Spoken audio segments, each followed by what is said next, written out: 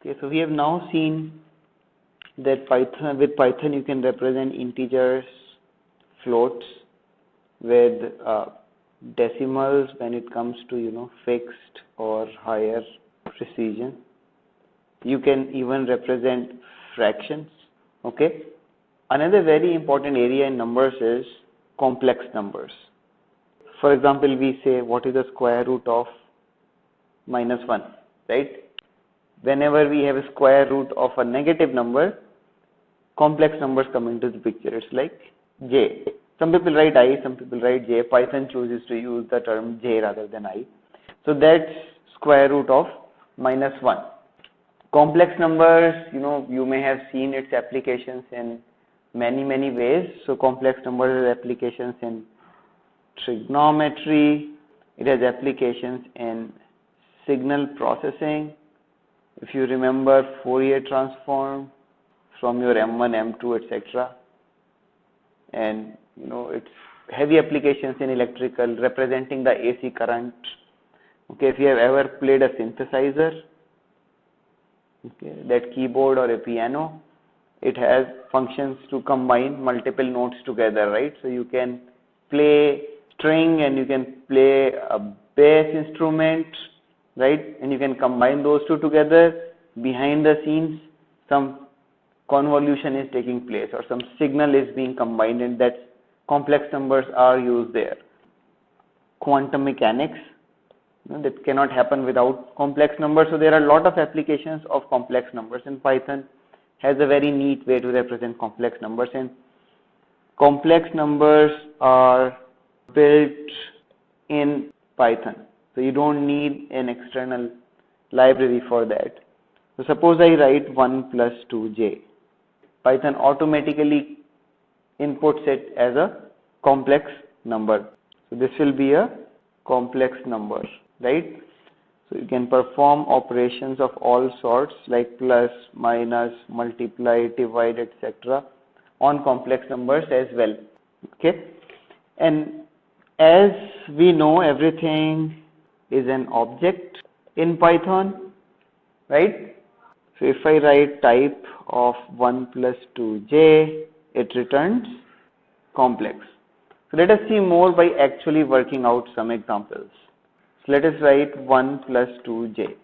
Okay, so that's a valid. So now it shows between parentheses. So because that's a complex number, if I write type 1 plus 2j, it gives me class of complex. We will see classes later, but that's a built-in type in Python, right? So if I write, say, import math, okay, so I imported the math module, and now I do math.sqrt and of -1, that gives me an error because math does not support complex operations. Now we can write import cmath, which involves math with complex operations. Now if I write cmath.sqrt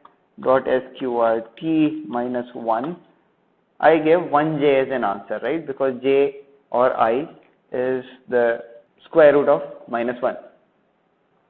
Alright, so we can even represent a complex number by writing complex. So we can write x is equal to complex.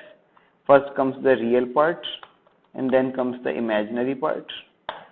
So if I write x, it gives me 1 plus 2j, same thing, right? So we can represent complex number in these two ways.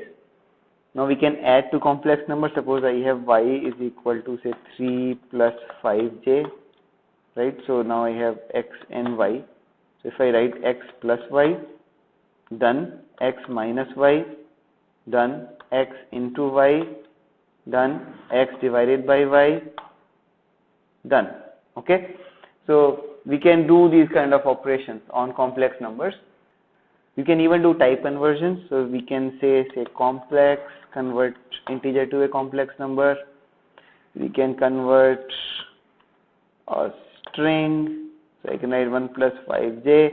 And note, when you write a string, you don't want to include any spaces, otherwise it will give an error. So if I include spaces, say if I write 2 plus 6j, I have added spaces, this will not work. This will give an error. Okay. If we import cmath as we did earlier, we can use many other functions on complex. Suppose I have a complex number. Okay. Now If I write x, it's a complex number. Suppose I write abs of x, it will give me the mod of x, okay, under root 1 square plus 2 square, which is under root of 5. So that's that value. You can even get a phase of a complex number. So we can write cmath.phase x will give me phase of a number. You can convert this to polar coordinates, which is theta and phi. So it will give me theta and phi values, right? And you can, so if I have cmath.rect, I can create a complex number from polar coordinates. Suppose I input 2.23 as theta and minus 1.10 as phi, say 1, 1. So I'll get a complex number approximately equal to the number which we gave, right? I didn't give the exact numbers. Similarly, there are many mathematical functions like I can get arcsine of x or arccos of x. Alright, so more you will see in the links in this video or on the course notes.